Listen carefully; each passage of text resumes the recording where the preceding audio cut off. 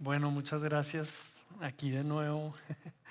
Amanecido a las 3 de la mañana, di la charla hoy sobre ese proyecto que pudieron ver en la mañana de un colegio rural aislado que hizo la empresa Crepes y Waffles de obras por impuestos, pero me pidieron que ahondara en la metodología planos vivos, que creo que va a alimentar un poco lo que vieron esta mañana, y es como el proceso que fuimos desarrollando con el tiempo para abordar esta dificultad tan compleja que nos ha tocado en nuestra era de hacer diseño y desarrollo sostenible, ¿no? Realmente creo que la sensación con la que puedo describir la experiencia de los últimos años de trabajo en Colombia es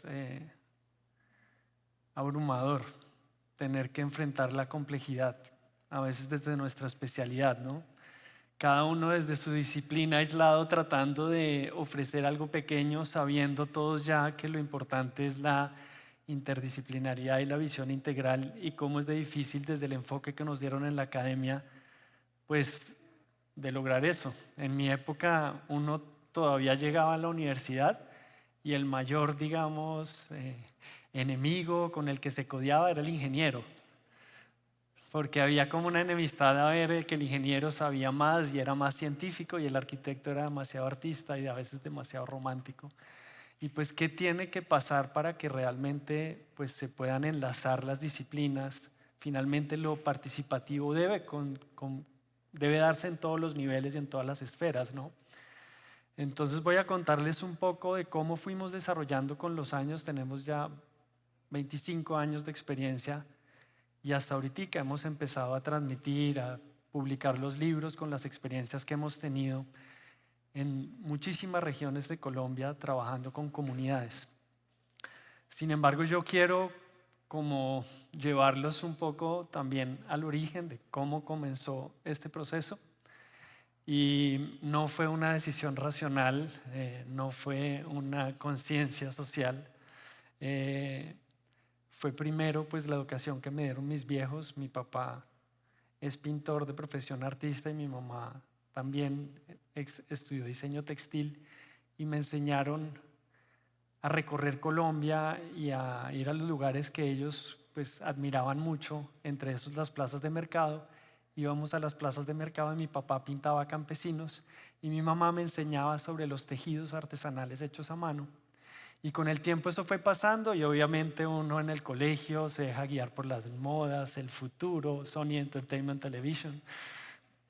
Y en la universidad, cuando estaba estudiando arquitectura, me volvió a pasar algo increíble, y es que quedé totalmente seducido por una mujer de formas voluptuosas y empecé a seguirla a todas partes, resultando ella ser hoy en día mi esposa, pero además estudiar antropología. Y fue gracias a Liliana que pues aprendí a hacer etnografía, a entender lo que es la alteridad, que es la capacidad de entender al otro desde el otro. Y eso hizo que yo me devolviera a la academia y a la universidad a preguntar por qué a nosotros no nos enseñaban a ir a los lugares a conocer la realidad cultural, social y cómo se relacionaban con el ambiente. Y esa compañía con Liliana y esa posibilidad de estudiar sin tener que tener un título, pues le va dando a uno el conocimiento, el mismo conocimiento que puede llegar uno a adquirir en la universidad, pero por la simple curiosidad. Por eso digo de alguna forma que soy artista por herencia familiar, soy arquitecto de título profesional y antropólogo de cama, porque lo obtuve la antropología por contagio. Esa vivencia me llevó a muchos lugares de Latinoamérica y me di cuenta que más que los territorios y las fronteras políticas administrativas de nuestro territorio, nos une la geografía y nos une una realidad. Y estudiando con los grandes profesores de la UNAM, de la maestría de arquitectura prehispánica que tomé como oyente, sin la necesidad de que me dieran un título, viajé con ellos y pude entender la cercanía y las diferencias de modelos de desarrollo en todos nuestros territorios. Y podía notar que había dos caminos. Había comunidades que le apostaban a una sostenibilidad desde la conservación de unos principios que valoraban la naturaleza, y había otras que le apostaban a construir nuevas formas más abstractas de vida, de desarrollo y de hábitat, con exploraciones de la materialidad que, digamos, perduraban en el tiempo y resultaban sostenibles por la materialidad y la resistencia a sus materiales. Por eso hoy en día, como decía Peter, el poder, pues vemos ese poder de esas pirámides a Teotihuacán, y yo fui y subí a la pirámide del Sol y también dije que sentía la energía. Pero 6 meses atrás había estado en el Amazonas con esta pequeña comunidad a la que fui con Liliana, los Nunuya, y era una comunidad seminómada que reconstruye cada 10 años su maloca hecha de madera y palma porque es perecedera. Y me di cuenta pues que la cultura realmente exitosa en términos de sostenibilidad había sido la pequeña que le había apostado a conservar principios y valores sostenibles, y esos principios y valores a través de su cosmovisión se mantenían, mientras que estas otras grandes civilizaciones que buscaron el poder y la construcción tenían de alguna forma estructurado el mismo camino que trajeron de afuera los españoles. Los españoles realmente no se sintieron confrontados con los de las chozas, sino con los que estaban haciendo estas grandes civilizaciones porque vieron que tenían que derrotarlos, mientras que a estos otros les mandaron un cura y les cambiaron el nombre, cosa que no es un hecho menor. Pero entonces entender estas culturas y entender que uno recorre Colombia como lo pude hacer con Liliana y darnos cuenta que en cada lugar le explican a uno el origen del universo y el origen del mundo a través de mitos, de leyendas y historias, ¿sí? Que suceden ahí mismo porque siempre está el chorro donde alguien fecundó a no sé quién y después una pelea, y hay todas estas realidades mitológicas, se repiten y se repiten. Pero era muy valioso darse cuenta que la sostenibilidad construida desde esas visiones era increíblemente enriquecedor y muy aleccionante. Entonces, a partir de eso y con los años, hemos venido desarrollando muchos proyectos y fuimos entendiendo que podíamos distinguir 3 realidades en nuestra nación, yo creo que se extienden a Latinoamérica, y es que tenemos culturas, por un lado indígenas, que tienen una cosmovisión, una manera de vivir cada contexto y de entenderlo y de convivir y de relacionarse con él. En Colombia más o menos tenemos unos 58. Tenemos otros hábitats que son lo que nosotros definimos en un proyecto como hábitats particulares o prototípicos, que son ciertas regiones de nuestro país que comparten 3 factores: clima, geografía y cultura. Nos ha pasado en Latinoamérica que uno va en un bus y llega a un pueblo, lo recorre, va a otro y el otro dice uno, es igualito, ¿no? Era igualito al otro. Estaba hasta la misma señora en la tienda, era otra, allá se llamaba Eugenia, aquí se llama María, pero era lo mismo. Y después va uno a otro y es el mismo, y de pronto cambia algo y dice, este pueblo es distinto. Y esas son como las diferencias que ya no son por límites políticos o departamentos o países, sino son esas fronteras o esos límites invisibles que en realidad no son límites, sino son distintas maneras de vivir adaptadas al territorio. Nos pareció que entender esas 2 realidades nos permitía actuar de manera muy juiciosa y de manera distinta si trabajamos como una comunidad a quien le respetamos unos principios y unos valores de vida, donde no podemos implantar un colegio como el que les mostré, público, nacional, porque atentaría contra su manera de educar, ¿no? Y en las zonas prototípicas, por el contrario, de pronto sí puede desarrollar unos proyectos que compartan una bioclimática, una lógica funcional y científica como una solución más estandarizada, sin que lo sea, ¿cierto? Siempre haciendo, pero que logra manejar, digamos, las mismas, digamos, situaciones científicas para resolver proyectos que sean eficientes. Y por último, empecé a darme cuenta de las diferencias y de las situaciones en nuestras grandes ciudades. Pues yo también estuve en el DF, nosotros tenemos a Bogotá, una ciudad con 10 millones de habitantes, pero lo que más me impactó fue darme cuenta de la relación de porcentaje, que el 50% de nuestra ciudad era autoconstruida y de manera informal. Y me retó porque de alguna forma lo que está diciendo es que los arquitectos con mucho y abarcamos el 50% de la arquitectura del desarrollo de nuestra nación. Y me pregunté cómo se podría afectar y cómo podría uno trabajar para transformar los lugares más complejos de todos, porque a veces cuando hablamos de wellness y hablamos de bienestar, de pronto nos fijamos en que tenemos muchas posibilidades y hacemos un gran edificio terraciado con verde, a veces lo podemos hacer, o la oportunidad que tuve de hacer este colegio rural con unas condiciones tan buenas y con un capital detrás, pero generalmente pues no está esa opción.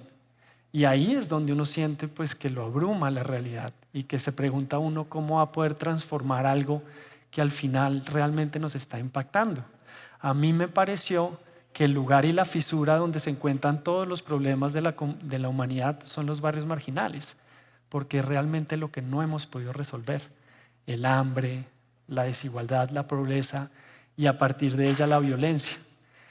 Y me pregunté si podía llegar a influir sobre eso.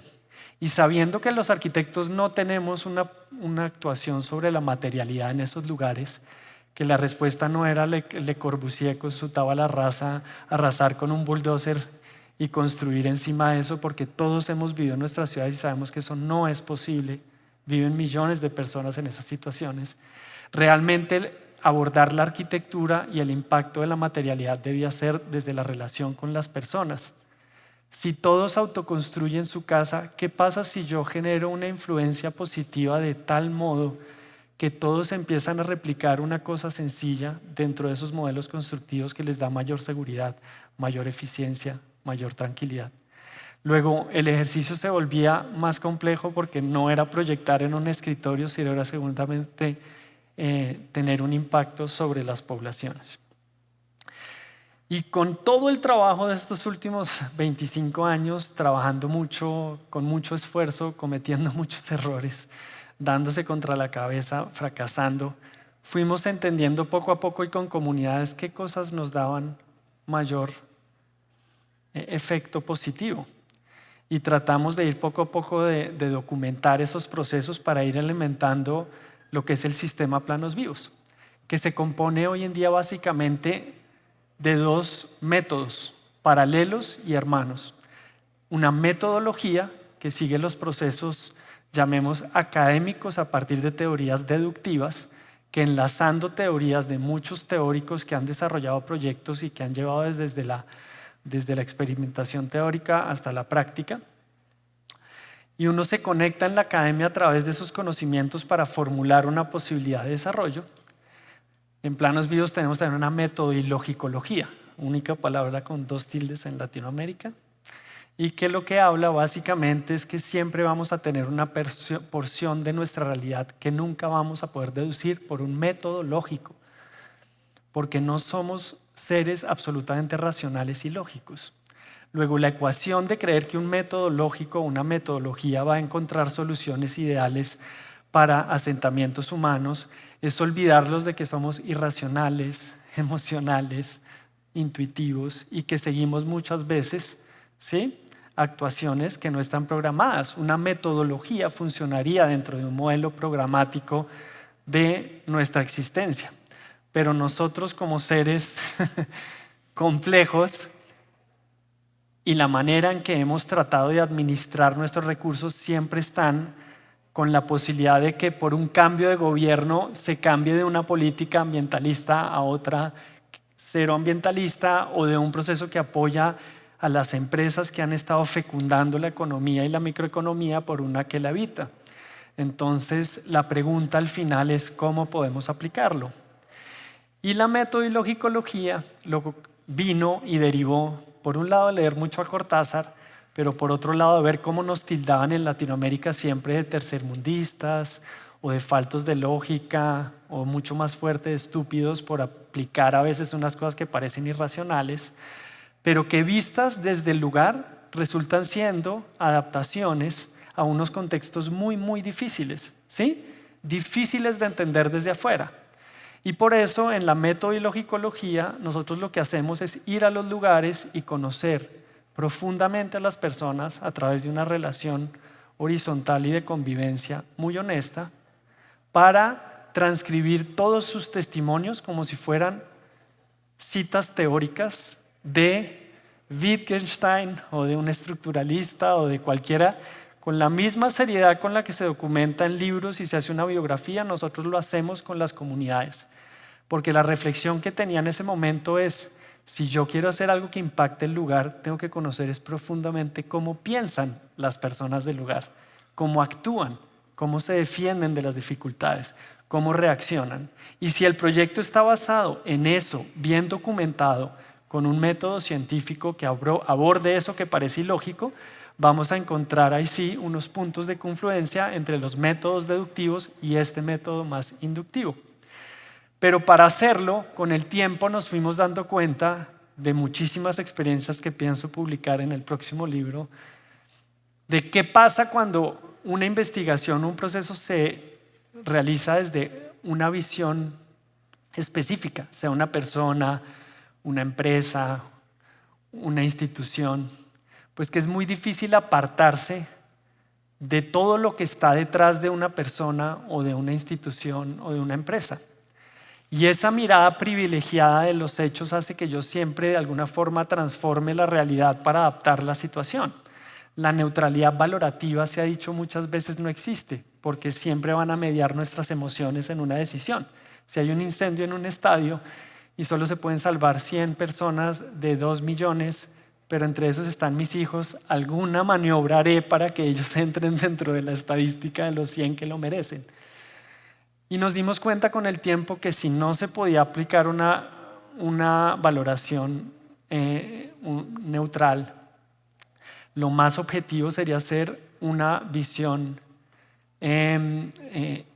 imparcial. Y la imparcialidad se construye midiendo y valorando con el mismo rigor y con la misma entereza 3 visiones distintas.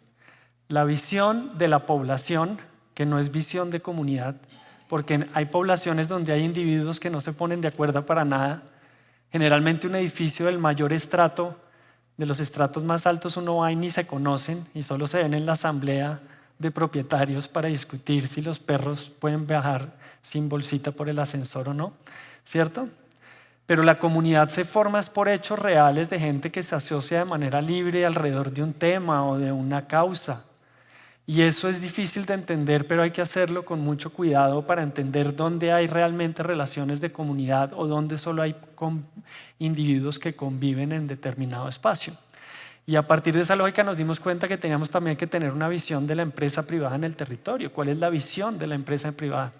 Hay ciertos lugares donde la empresa privada está enfocada en un solo tema, de pronto el carbón sobre ese territorio. ¿Cuál es su interés? No hay nada de malo en querer extraer algo. La pregunta es cómo se extrae, cómo se utiliza, cómo fecunda esa realidad, ¿sí? Cómo impacta la región en términos ambientales, sociales, culturales. Pero si uno no entiende esa realidad, va a salir. Nosotros hemos podido trabajar con comunidades, organizaciones, instituciones, grandes empresas de todos los tipos. Trabajábamos en un momento con una petrolera. Y el gran gerente de la petrolera me dijo algo muy sencillo. Me dijo, es que no sé por qué nosotros tenemos que hacer la responsabilidad social de todos los territorios donde estamos y nosotros solo que sabemos sacar petróleo de la tierra. Pero yo sería el más interesado en que todo funcione bien. Lo que pasa es que no es nuestra experticia. Y tenemos muchas empresas diciendo qué es lo que hacen bien y hacen mal y mostrando propósitos ambientales y sociales, pero es difícil encontrar que una persona confiese, como para mí sería difícil confesar los problemas que he cometido con mis hijos o con mi esposa por maneras de actuar. Pero lo único que nos va a poner de acuerdo para solucionar problemas fundamentales es admitir nuestros errores. Es decir, hicimos esto mal. Cuando sacamos el petróleo compramos todo el territorio, inyectamos más capital para servicios tan sencillos como conducir una camioneta. La gente estaba feliz porque conduciendo una camioneta ganaba no sé cuánta plata en esa época. Pero no nos pudimos dar cuenta de lo que entendimos con toda esta investigación, y es que los jóvenes dijeron que no querían volver a estudiar ni ser profesionales porque manejando una camioneta ya ganaban más que un profesional. Y después, como había más trabajo, pero supuestamente el trabajo era solo con las familias, entonces después empezaron a llamar a gente de afuera que decían que era de su familia, pero en realidad le cobraban un porcentaje, y hombres jóvenes empezaron a ocupar las habitaciones del frente de esas casas. Y esos hombres jóvenes con plata lo que querían era alcohol y mujeres y prostitución. Y entonces uno empieza a entender, bueno, es que todo se aplica con el vuelo de la mariposa. Si hay un pequeño efecto que desequilibra una microeconomía, ¿sí? Si hay un pequeño efecto que transforma la manera en que yo me relaciono con el hábitat, eso puede incluir algo y generar algo fuerte.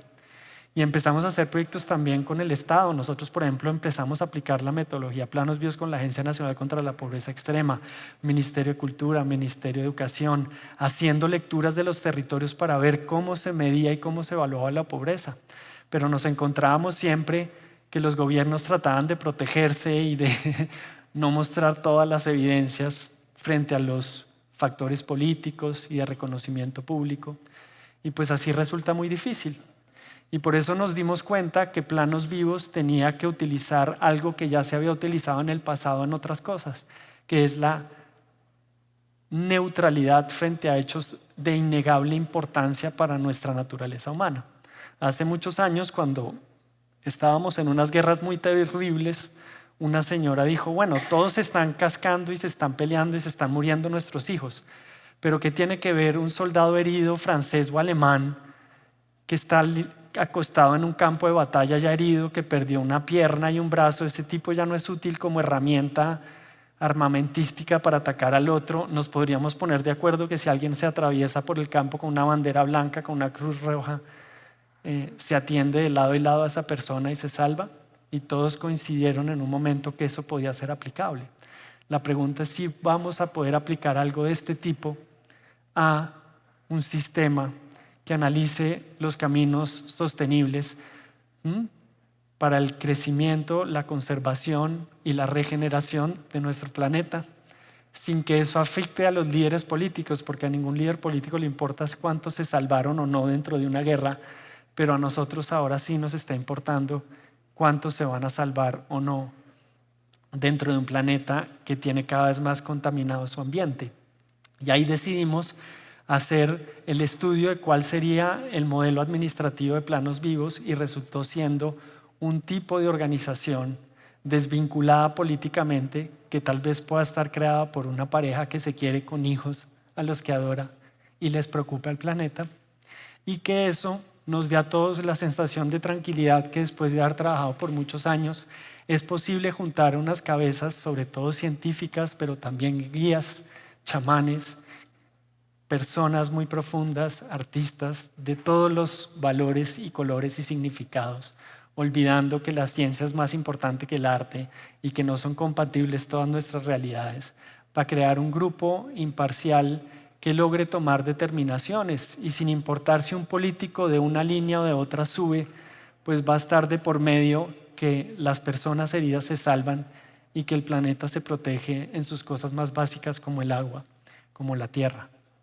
como la atmósfera. Y después de eso, en algún momento de mi vida, que traté de darme un año sabático, fui Destiny's Fool, como diría Shakespeare, porque me llamó Naciones Unidas y me dijo que si les podía ayudar con la contextualización de proyectos en Colombia. Y el problema era que cada vez que se aplicaba a la localidad, esas ideas globales fracasaban en las diferencias que había en la localidad. Y yo empecé a trabajar en ese proyecto de contextualización con ellos, pero fue de tal importancia el proceso que seguí estudiando todos los documentos de Naciones Unidas, de todas las reuniones en las que siempre se decía lo mismo, que llegué a una conclusión muy sencilla. Si el desarrollo sostenible sigue siendo algo tan increíblemente complejo que nos abruma y que ninguno entiende en su totalidad, porque además los sistemas de solución son tan complejos, no vamos a dar un paso al frente en estos temas. Y eso se daba porque dejé mi celular, pero si alguien levanta el celular, lo que quiero que nos demos cuenta es que todos usamos unos sistemas súper complejos que viajan por ondas electromagnéticas para comunicarnos directamente con alguien del otro lado del globo, pero ninguno de nosotros sabe cómo funciona eso. Lo que pasa es que se volvió una herramienta que está a nuestra disponibilidad para solucionar cosas aparentemente muy sencillas. Y la pregunta fue, ¿puedo desarrollar un modelo que sea tan sencillo que pueda aplicar cualquier persona? Y el reto tendría que ser un modelo de desarrollo sostenible que pueda aplicar un niño de primaria. Si lo aplica un niño de primaria, va a poder impactar la realidad de todo el planeta, porque lo vamos a entender todos. Pero los GRI y todos estos procesos de desarrollo sostenible, que son como Biblias, para aplicarlos hay que hacer una maestría, un doctorado, y después para que alguien lea el trabajo de uno, tiene que hacer lo mismo. Y eso lo vuelve tan complejo que no funciona. Y empecé a ver cómo podría ser. Sin darme cuenta, desarrollé un algoritmo y un flujo de información conectado, que la idea es ponerlo por fin, después de 25 años, al servicio público. Y consiste en utilizar un sencillísimo arquetipo como lo es el de la semilla y el árbol, porque eso lo entiende cualquier cultura. De hecho, estudiamos la relación del árbol con nuestro desarrollo y aparece en prácticamente todas las culturas ancestrales alrededor del mundo. Es decir, que cualquier niño puede aplicar algo que sigue la lógica de una semilla que después echa raíces, pero también da un fruto, ¿cierto? Y esto no es algo menor, porque las grandes transformaciones de los sistemas se han dado cuando ofrecen manifestaciones culturales que todos entendemos. ¿Se acuerdan cuando aparecieron los primeros computadores que todavía utilizábamos en las oficinas, máquinas de escribir, porque resultaba demasiado complejo escribir todo el código de sistema para abrir un Word? ¿Cierto? Y aparecía un cursor que se demoraba 3 horas y uno decía, no, prefiero echarle liquid paper a la hojita cuando manche.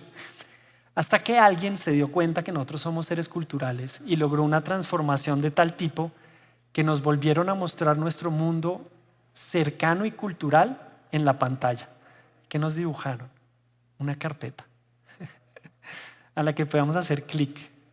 El paso de coger una carpetica café donde guardamos nuestros documentos como seres culturales pasó a estar ahí. Uy, mire, ahí está la carpetica y es café. Y entonces empezamos a utilizar ahí ese lugar para guardar nuestras hojas. ¿Han visto que ahora en Word cuando uno arrastra se muestran las hojas como flotando? Es curioso, pero somos seres culturales y para adoptar las transformaciones necesitamos. Eso realmente es un código sistémico que no necesita ningún dibujo para que nosotros nos lo apropiemos, pero se puso de manera sencilla para que realmente se pueda dar. Y eso fue lo que busqué con Semilla.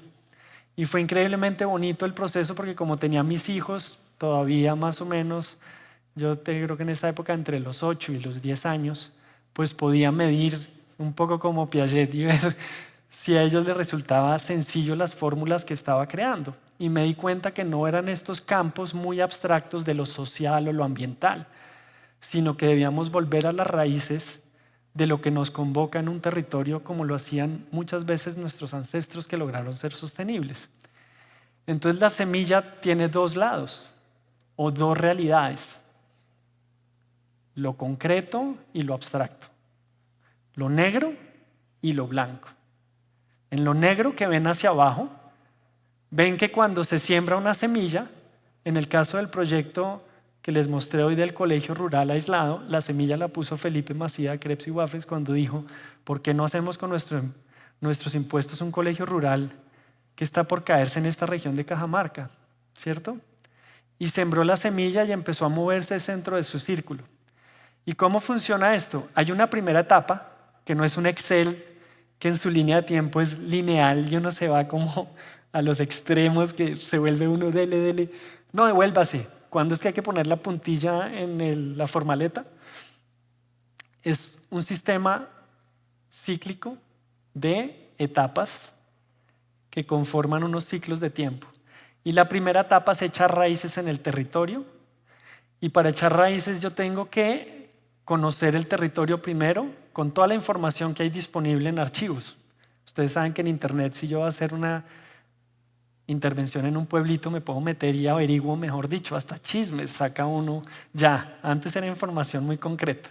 Ahora por TikTok ya que hasta puede saber uno, el panadero está peleando con la señora de la esquina que vende bombas y cosas para fiestas porque algo hubo ahí. Esos datos y esa información se vuelve poder, ¿cierto? Si utilizamos eso para filtrarlo, es para que un niño de primaria o una multinacional o una institución del gobierno empieza a atender de manera integral el territorio, podemos echar la información en cada una de las raíces. ¿Cuáles son las 6 raíces base de planos vivos? La raíz histórica en rojo, la raíz cultural, la raíz urbana, que es espacial y técnica, después la verde es la raíz ambiental, la raíz económica y por último la raíz político-administrativa. Si yo vuelco toda la información en ese contexto, voy a tener mucha información enriquecida pero con una mirada integral. Y hoy en día con los sistemas de depuración y las inteligencias artificiales podremos depurar esa información para que sea muy específica en conclusiones muy evidentes y pragmáticas y objetivas, pero al mismo tiempo nosotros las vamos a poder explorar para de manera sensible e intuitiva también descubrir de pronto hechos que nadie ha visto. La siguiente etapa o ciclo es el ciclo del territorio. Hay que ir al territorio a averiguar cosas que no pude encontrar en los archivos, ¿cierto? Y ahí es donde nosotros mandamos nuestros equipos interdisciplinarios, conocemos la realidad y lo hacemos a partir de la alteridad, de la convivencia directa con el otro, del respeto absoluto y la honestidad con el otro a la hora de recoger información y para qué se recoge. Y de esta manera vamos profundizando hasta una última etapa, que es la etapa especializada. Hay lugares que después de hacer el estudio nos dimos cuenta en la ambiental que el río está contaminado. No nos dimos cuenta de eso porque había un estudio del agua.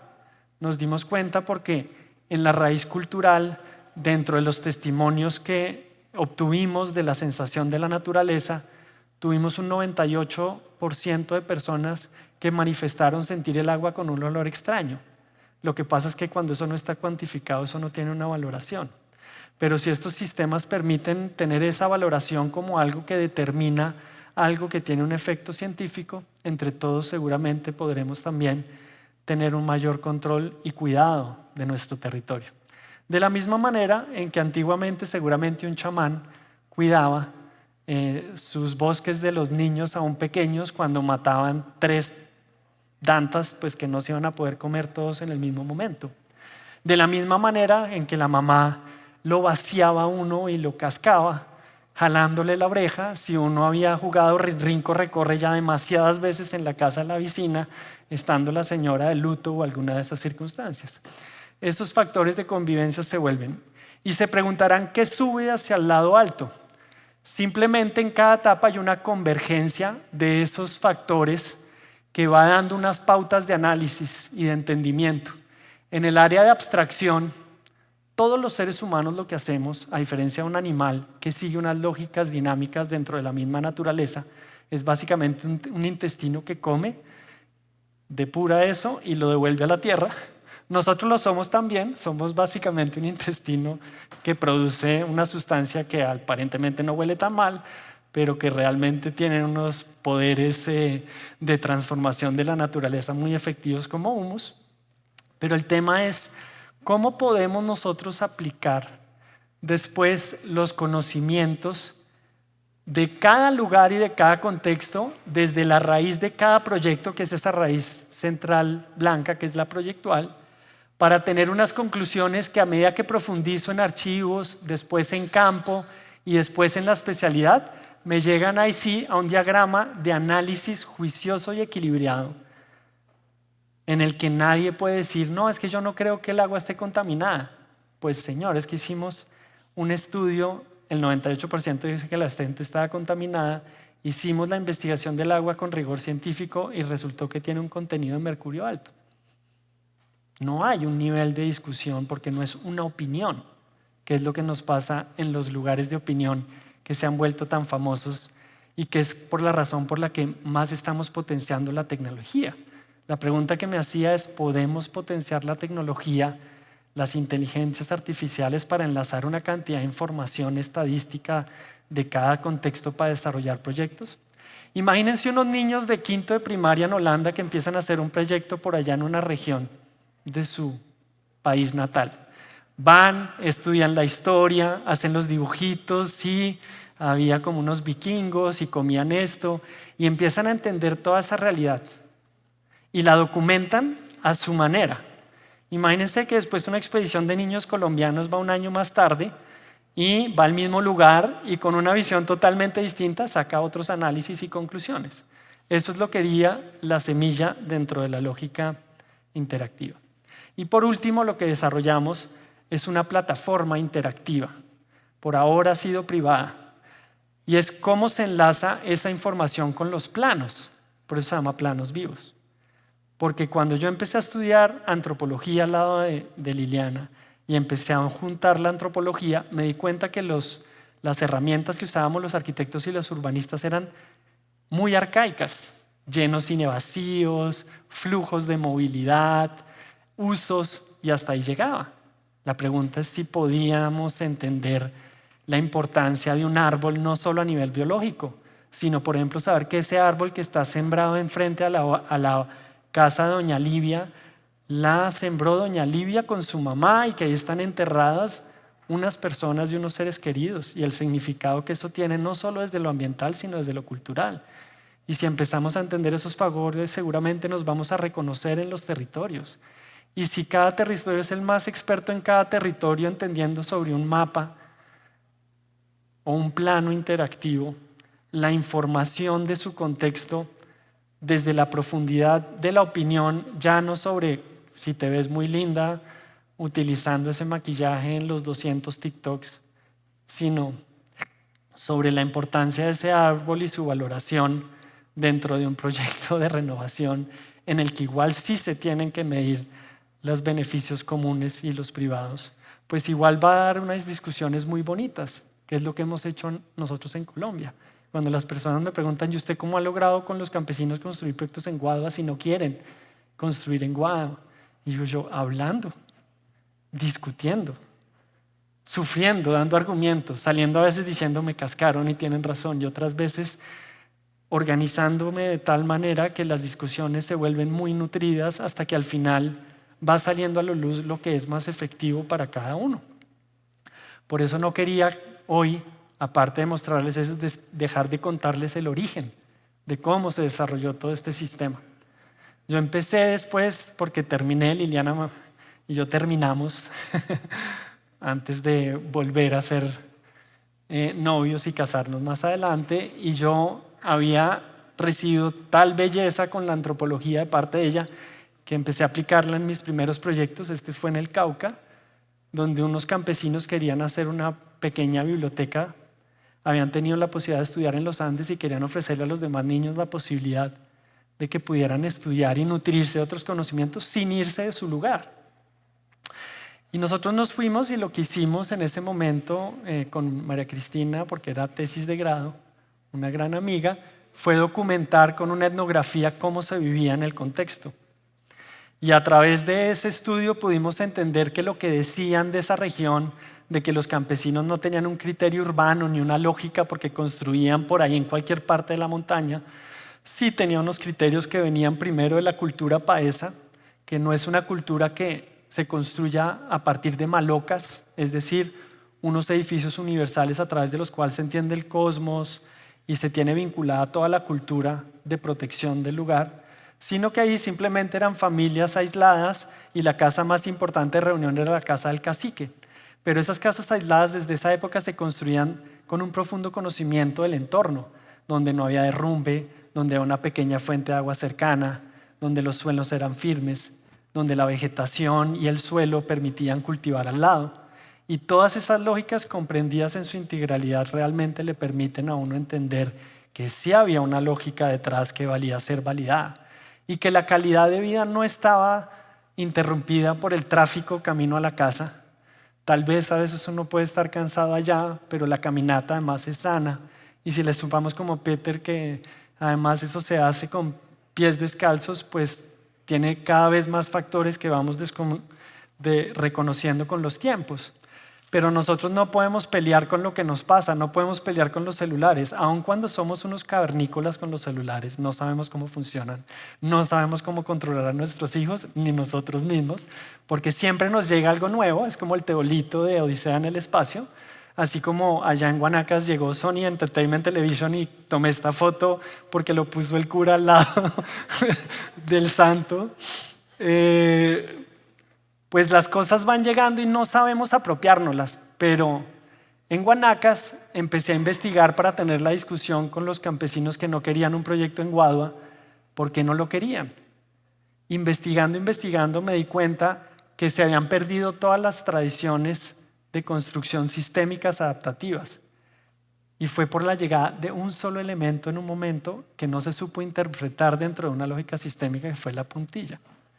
Y cuando llegó la puntilla, que puede ser un celular o un Xbox, las personas empezaron a unir con puntilla la guadua, y todos los que hemos trabajado en guadua sabemos que así se fisura la guadua. Si uno pone algo cortopunzante y le hace un esfuerzo, la guadua se raja de lado a lado, y desde esa época las casas se empezaron a caer.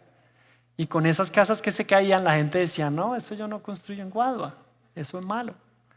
Y entonces, si no fue la guadua, sino el modelo sistémico y la comprensión. Pero ¿qué pasa cuando la publicidad y los medios que nos educan y los organismos que están encargados de alguna forma de generar los procesos de desarrollo empiezan a adoptar políticas que se vuelven códigos y normas que van en contra de nuestra realidad? ¿Qué pasa cuando el Código de Sismoresistencia de Colombia solo utiliza ladrillo, concreto y hierro?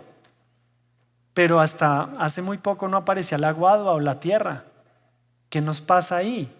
O sea, estamos diciendo que no se puede hacer vivienda, lo que llamamos de interés social, con esos materiales por muchos años, porque no había nadie que les hiciera publicidad, porque que las personas siguieran utilizando materiales cercanos como la guadua y la tierra y la piedra para construir era algo altamente eficiente, pero no propugnaba un negocio, es un cuidado del lugar. Y cuando hice el estudio me di cuenta, además, que estos procesos tenían imbrincado, además, no solo un proceso técnico, sino un proceso que podríamos llamar social, pero también artístico. Y era que las personas se reunían cuando alguien estaba en la casa sin falta, cuando esa persona pedía mezclar la tierra, y se llamaba una minga. Y las personas sabían que si alguien iba a construir, todos tenían que ir a ayudarle, porque habían recibido ese mismo beneficio económico de esa mano de obra cuando ellos lo hicieron.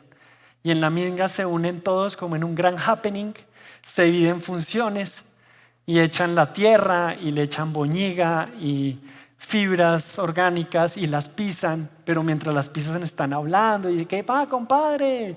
Lo vi yo muy jeteado la vez pasada, yendo al pueblo. Y empiezan todas esas conversaciones y esa alegría que nos hacía, ahí sí, ser comunitarios, ¿cierto? Compartir. Y qué más bonito compartir además cuando es para la propia casa, cuando es para sus hijos, para su familia. Eso es algo que no se olvida. Pero eso es lo que estamos perdiendo hoy en día seguramente, y lo que sentimos como papás cuando vemos a nuestros hijos todo el día con el dedo en el celular buscando cosas que no sabe a dónde van. Pero esa relación efectiva de ayudar al otro es también un factor de microeconomía en el que yo estoy haciendo un trueque, ¿cierto? Y estoy haciendo un aporte de mano de obra. ¿A cambio de qué? A cambio de lo mismo en retribución. Y los materiales tradicionales que tanto eficacia nos han dado, también se tienen que sumar de manera científica a los grandes hallazgos que nos han llevado al desarrollo del concreto, del ladrillo, del hierro, del acero. La pregunta es cómo podemos volcarlos a los procesos para que fecunden realmente procesos de construcción y desarrollo equilibrados. Cuando hice el diseño de esa biblioteca, pinté esa biblioteca y yo estábamos haciendo nuestra tesis de grado y dije, ese es el proyecto.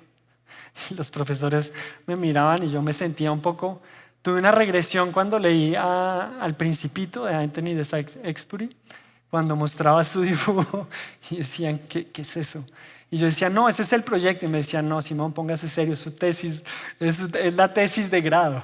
¿Qué es eso? Es como una casita campesina. Y yo decía, sí, yo quiero que comience no como una imagen que no tiene una filosofía, no como el deconstructivismo y las formas extrañas de la arquitectura que crearon como una imagen de la arquitectura del ego que afortunadamente se está cayendo, en la que algunos arquitectos llevan su propia obra y su misma obra a todas partes como un McDonald's.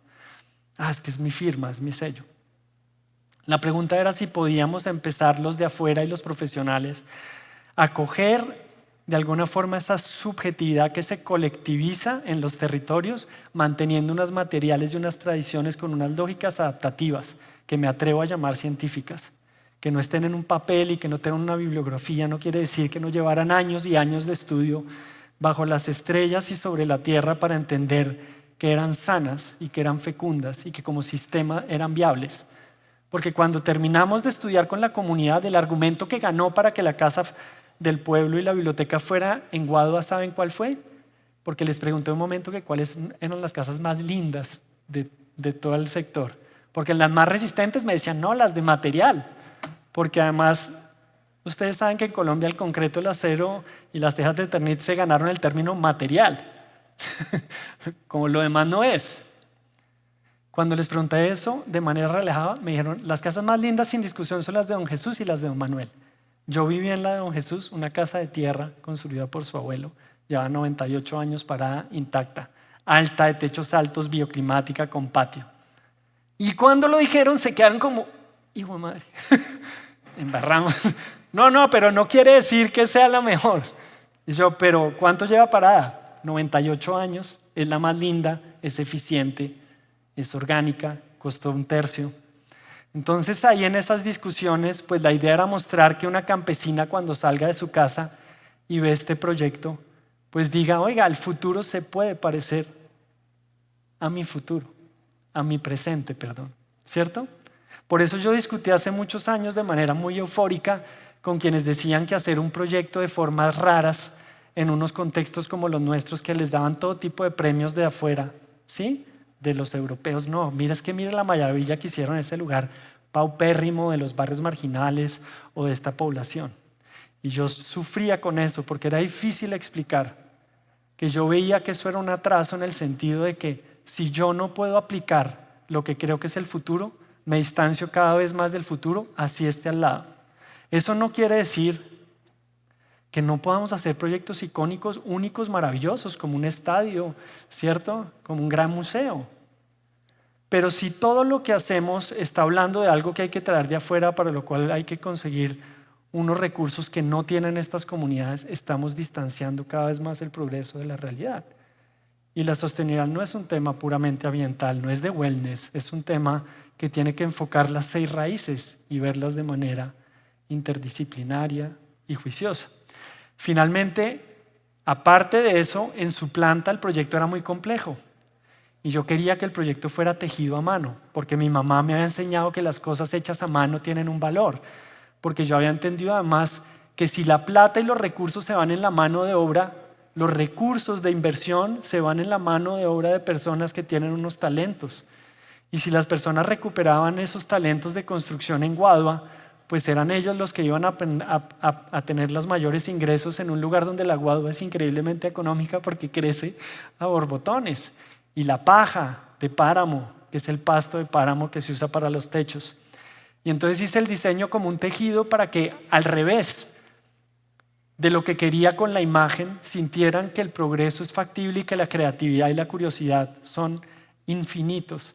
Y que cuando entraran dijeran, uy, pero esto parecía una casa campesina, pero esto es distinto. Y entonces con ese diseño hicimos la maqueta con mucho rugor, siempre acompañado de amigos que me han ayudado, sobre todo en los temas de tecnología que al principio yo pues realmente no entendía, siendo muy manual. Y desarrollamos todo este proyecto que buscaba implantar una nueva idea de centro, una pequeña biblioteca que estuviera basada en la lógica local, con los materiales locales, construida a mano, y que como todo esto se recorre en una gran montaña y la vía principal de Popayán a Inzá pasa por encima, cuando la gente lo mirara creyera que es un canasto. Y de hecho, pues mucha gente empezó a decir, ese canasto que están haciendo allá abajo. Una señora una vez cuando echamos la placa, porque tiene una placa de arreostramiento en concreto, con una malla electrosoldada que agarra unos anclajes que permiten que después uno siempre pueda cambiar una guadua que se pudre. Y una señora cuando echamos la placa me dijo, ¡ay, qué belleza! ¿Y cuándo van a quitar esos tacos de guadua que usaron para fundirla? Pero la idea era cuando uno construye en comunidad, y era obligatorio construir en comunidad, y uno va encontrando unos lenguajes bonitos, porque a mí me encanta el fútbol, y entonces los chinos me iban, juegue con nosotros en el equipo. que ya hablamos en toda la región y que si usted ya ha vivido un año acá, entonces puede jugar con nosotros porque ya es de Guanacas para el torneo. Y yo no, yo me voy en más rápido, un año, demoré 3. Y cuando llegó el tema le dije, bueno, yo voy a jugar con ustedes los domingos, pero ustedes jóvenes vienen a trabajar los sábados. Y empezamos a lograr realmente esa posibilidad de participar y me fui dando cuenta, como lo hemos aplicado en toda Colombia, participativo no es llamar a los 2 personajes que saben de construcción y darles un sueldo por eso y mandarlos. Participativo es saber que hay una manera de incluir a las niñas, sobre todo en nuestro territorio, entre los 8 y los 15 años, a las abuelas, para que todos formen en algún momento parte desde la reflexión. Porque ¿saben qué es lo bonito? Cuando tuvimos todas esas discusiones sobre si se hacía en Guadua o no, en medio de las discusiones nos fuimos haciendo muy amigos y nos fuimos haciendo cada vez más unidos, respetando nuestras diferencias. Y es desde la reflexión, no desde el trazado. Yo he peleado mucho porque digo, no es hacer talleres donde ponen unas hojitas a unas personas que llegaron a que dibujen cómo quieren que sea su biblioteca. Eso es como si yo llego donde el médico y el médico me dice, saque una hojita, dígame cómo quiere que lo opere. Pues si hay especialistas en una rama, los especialistas lo que pueden es oír. El médico necesita oír de nuevo atentamente, no solo la radiografía, sino al paciente, entender qué le pasa, cómo se siente, qué relación puede tener eso a nivel psicológico y también a nivel físico, ¿cierto? Y a través de unas visiones generales encauzar los proyectos. Y esto pues nos llevó a construir la biblioteca. Esta es una foto 10 años después. Yo me quedé allá 3 años y me fui, porque después de que uno ha hecho algo tan intenso, necesita soltarlo totalmente. He discutido mucho con las organizaciones con las que he trabajado que se quedan manteniendo el proyecto, porque es el peor error. Cuando el hijo ya tiene que irse en un momento, tiene que coger alas y tiene que sentir el peso de mantenerse, ¿cierto? Primero seguramente de cocinar, de lavar la ropa, de todo lo que parecía que era automático.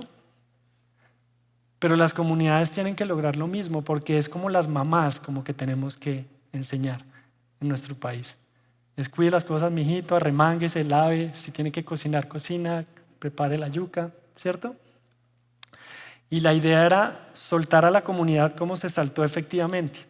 Cuando yo hice unos lucernarios, en el techo hay como unos boquetes por los que entra la luz en concreto que tienen formas. Y cuando yo los hice, todos me decían que para qué hacía yo eso, que además eso con esas formas. Y me ayudó un primo muy querido que me llevé antes de que se definiera a estudiar una carrera que es Santiago Pradilla, y le dije, bueno, Chino, vamos a hacer unas esculturas en acero que tienen estas formas, son formas abstractas, y al final una se fue formando como una mujer. Y toda la gente pasaba y veía como esa escultura de esa mujer que después se fue cargando con concreto, y el obrero que cargaba las formas, pues todo el mundo lo veían en el bus diciendo, oiga, esa cosa tan demorada que está haciendo Simón que no sirve para nada. Y le fueron poniendo después en un momento cuando llegó a esta parte del busto y se demoró muchísimo más que en lo demás, como en los senos. Y entonces allá eso decía, uy, pero David, usted sí que lleva tiempo en esas tetas. Desde la parte de arriba de la chiva, ¿no? Y le pusieron en una época la novia de David a la escultura. Como alguna escultura griega, yo qué sé. El caso es que muchos años después de que muchos niños habían oído la historia que yo contaba en esa época, porque durante el proceso todos los niños de las veredas y de todos los cursos iban a conocer la biblioteca en el proceso y escribían cartas. Y entonces yo les contaba qué les dejaron sus ancestros. Y me decían, no, nada, es que aquí no había pirámides, no había nada, éramos pobres. Y yo, pero les dejaron lo más importante. No, es que no había nada, en serio. Ah, sí, las ranitas porque a veces pulían unas piedras. Ah, bueno, luego sí estuvieron, pero ¿qué les dejaron? Y al final la reflexión era muy sencilla. Lo más valioso, el agua limpia, las tierras fértiles, ¿cierto? El entorno intacto. Y que no había podido haber una población más increíble sobre el planeta que sus ancestros y sus abuelos. Y que así como ellos dejaron un vestigio para los demás, tallando algunas piedras con formas de rana, ¿por qué nosotros no podíamos tallar los senos de una mujer que finalmente es lo que nos ha nutrido desde la infancia? ¿Por qué no podemos construir un país en el que se respete todas las formas de vida y todas las formas de habitar? y que ese sea nuestro vestigio. Y de esta manera, cuando entraban a la biblioteca y veían estas formas orgánicas, entraban en esa confrontación. Ahí está la novia de David, que son las piedras que salen del pasto, porque la cubierta que es pasto es como el símil como de la montaña que continúa, y todo el proyecto en Guadua tejido a mano, donde lo más importante es el valor de la mano de obra y el material entendido entre su valor real y no su valor comercial y económico. Y así quedó esta pequeña biblioteca como el centro de ese pueblo. Y cuando lo hacíamos me di cuenta que al quedar inscrita en la Red Nacional de Bibliotecas mandan 6.000 volúmenes que representan la cultura. Y me empecé a preguntar, ¿cómo es eso? O sea, la cultura viene empaquetada en 6.000 volúmenes que son como la cultura universal. Y ahí está Bukowski, ¿sí? Y Jean-Paul Sartre y seguramente Cortázar y los griegos. Pero ahí no hay una historia de los relatos de nuestros antepasados. Y les pregunté si no podían escoger ellos a las personas que más admiran del lugar y que no fueran líderes políticos o administrativos. Y escogieron a las personas que más querían, pero dijeron, ¿sabe qué, Simón? No solo de Guanacas, de toda la región. Y se fueron por toda la región y estas personas llegaban y yo las pintaba al óleo. Porque en ese lugar los únicos cuadros al óleo y el único patrimonio eran las iglesias, y lo son todavía.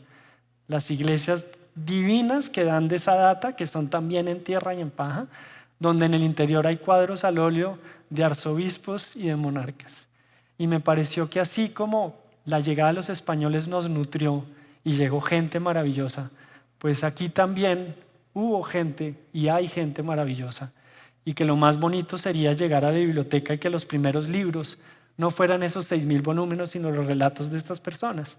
Y entonces no solo los pinté al óleo, sino que además transcribí sus historias de vida que se llaman cartas de vida. Y miren lo bonito, con ese sencillo gesto encontré algo muy importante dentro de Planos Vivos. Nosotros no preguntamos datos socioeconómicos, únicamente datos duros, desde el tener, como me enseñó mi abuelo Edgar Jossi, que tiene certificado, tiene estudios, puede mostrar que es mecánico, porque ¿sabe qué pasa en las estadísticas? Dice que en todos los pueblos no hay mecánicos, no hay panaderos, no hay nada, porque no tienen certificaciones. Y les pedí que escribieran carta de vida. Pídanle a una empleada sencilla de servicio que escriba su carta de vida. Van a ver que les escribe 20 páginas, cómo eran sus abuelos, cómo nació, cuáles eran sus sueños, cómo tuvo que aprender a trabajar, a limpiar inodoros y a encontrar en eso la manera de educar a sus hijos. Y les pregunto yo una cosa, si después de leer esa carta encuentran a una persona más valiosa que esa en Colombia, me cuentan. Porque es que este país lo han sostenido estas personas increíblemente sencillas con sus oficios fundamentales, haciéndolos de manera honesta y bien hecha, y además siempre con una sonrisa. Y eso me pareció que era muy digno de rescatar, de defender, de divulgar, de promover. Y fue lo mismo que hizo mi papá de alguna forma cuando me llevaba a las plazas de mercado a pintar campesinos, con la diferencia que no los puse en una galería, sino que los conexionistas de lo que estaba yo haciendo eran ellos mismos, para ellos mismos, con un valor que no es económico. Ya se murieron los dos de Guanacas, Dora Guachetá y David. Y es bonito ver que las personas se acercan a leer sus historias todavía y a sus cuadros y se sientan en su banquita. Y en esos mismos procesos de reconocimiento empecé a documentar todo lo que había de vida en el lugar, la ropa colgada. Y empecé, esta es mi libreta de libro de obra, muy bonito que hace el libro de obra porque pintaba ropa colgada porque cada vez que iba a llegar a la biblioteca habían atravesado cables con ropa colgada por todas partes. Y eso que al principio no le parece raro, al final es de una belleza increíble, porque son formas de todos los colores meciéndose con el viento, pero además es ropa secándose con el viento, no con un aparato eléctrico, con todo lo que significa. Y es reírse y es ver de alguna forma la alegría de los colores y el canzón de doña Margarita y las medias rotas de don Adelfo, que después lo ve uno con la bota y dice, don Adelfo, esa media está rota, hermano. ¿Cómo está viviendo usted con eso? Cósala. Y todo eso que hay de vida es lo que empezamos a llamar planos vivos. ¿Cómo podemos hablar de una riqueza que es esa riqueza de lo inmaterial y no solo desde lo material. ¿Cómo podemos ver que la unión de todas estas fachadas, de estos colores y de estas realidades tiene unos significados? Y como yo estaba pintando las formas, empecé a pintar mucho las fachadas de las casas, que son siempre variopintas en nuestro país, ¿no? De muchos colores. Y noté que en un momento empezaba a aparecer unos letreros, como este de una señora en la esquina que decía, además lindísimo, fríos helados.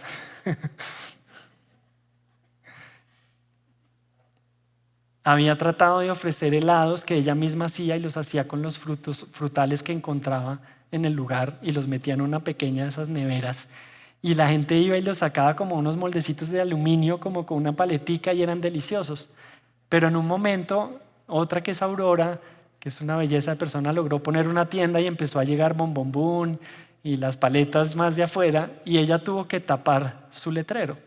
Y cuando tapó ese letrero, pues fue como la imposibilidad de continuar ese negocito de emprendimiento que había hecho en ese momento, que le resultaba difícil competir. Y es esa dificultad que tiene la microeconomía siempre de sustentarse y a sí misma. Entonces sí, ya voy a terminar. Y por último, lo que quería contarles con esto y cómo hoy en día lo aplicamos en planos vivos a un nivel más alto, es que haciendo ese proceso, de pronto me di cuenta de una obviedad, que no es descubrir algo, es simplemente darse cuenta de algo que siempre estuvo y que uno no había valorado. Y es que en todas las casas de los frentes, en los que me pidieron que colgara los cuadros, porque yo no tenía dónde colgarlos, entonces me decían, Simón, cuélguelo acá en mi fachada. Y yo lo colgaba después en otro, y al final era como una gran exposición en todo el pueblo, donde todos se burlaban de mis obras porque decían que pintaba como un niño chiquito, que eso lo hacía cualquiera, lo cual es verdad. Y me di cuenta de algo increíble de esto, que es la banca, que yo puse Banca de la República o banco, hoy en día uno no sabe el género de las cosas, pero esa banca o banco, sin importar su distinción de la República, es la banca que todos los campesinos ponen en el frente de sus casas. ¿Han viajado por Colombia? ¿Han ido por los caminitos y los senderos? ¿Han visto que uno siempre hay una casa campesina, una banca, y lo que pasa cuando uno se sienta en esa banca? ¿Qué pasa? Sale una señora, sale, buenas, está cansado, quiere un tintico. Es un espacio público la banca, y no es un andén, no es una plaza, no es un puente, es un pequeño objeto, ¿cierto? Y desde esa época lo bauticé Banco de la República y empecé a hablar de cómo, si entendemos como los campesinos que el espacio público no es de un alcalde que me tiene que arreglar un andén que está desportillado, sino que debería ser yo el que, queriendo mi lugar y el lugar donde vivo, extienda mi implicación personal sobre el andén, el árbol y la calle. Entonces no vamos a necesitar que llegue un gran genio aislado, mesiánico, a solucionarnos el bienestar en nuestras ciudades. Simplemente es una cuestión de entender que todo el territorio es nuestro, que lo que le pasa al vecino me pasa a mí, ¿cierto? Que el árbol que cuido en el frente también es mío, que el hueco que tapo se lo estoy tapando a los demás, pero también a mí. Y esa banca que ponen los campesinos es un gesto de entender lo público desde lo privado, como algo que aporto. Y lo que hemos buscado con nuestro trabajo, con la imparcialidad, sin sesgos políticos, con muchísimo esfuerzo, pero sobre todo con muchísimo amor, es acercarnos a los territorios y tratar, por medio de todos los proyectos que hemos hecho, de que nos volvamos realmente expertos en cada lugar.